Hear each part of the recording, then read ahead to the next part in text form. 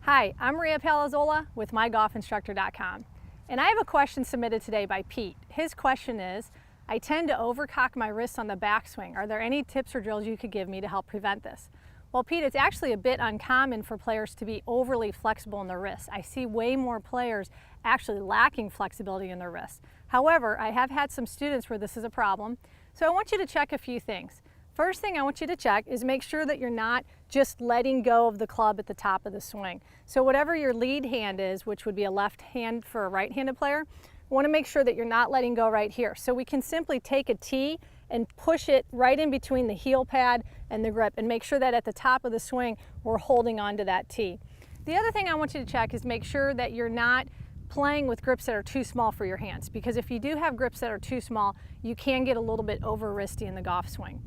Couple areas that I see that are a little bit deceptive are when a player is actually over bending their arms as opposed to their wrists. So if you let that back arm break down and overhinge, it could appear to your playing partners that you're actually overcocking your wrists when it's simply just your arm over bending. So you want to try to maintain a good amount of width here with your back arm.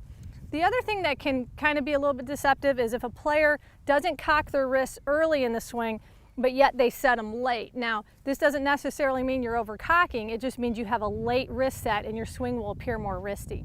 So if you can assess those four things, you might find out actually what's going on in your swing really.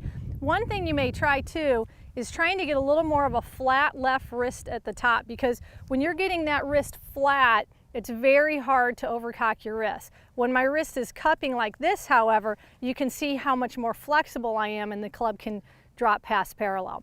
So give those things a try. What I'm going to do here is actually hit a shot for you. I'm going to make sure that I hinge my wrists early in the swing, and I'm going to go with a little bit of a flatter wrist set, and you're going to see that I don't overhinge my wrists. So here's how it's done.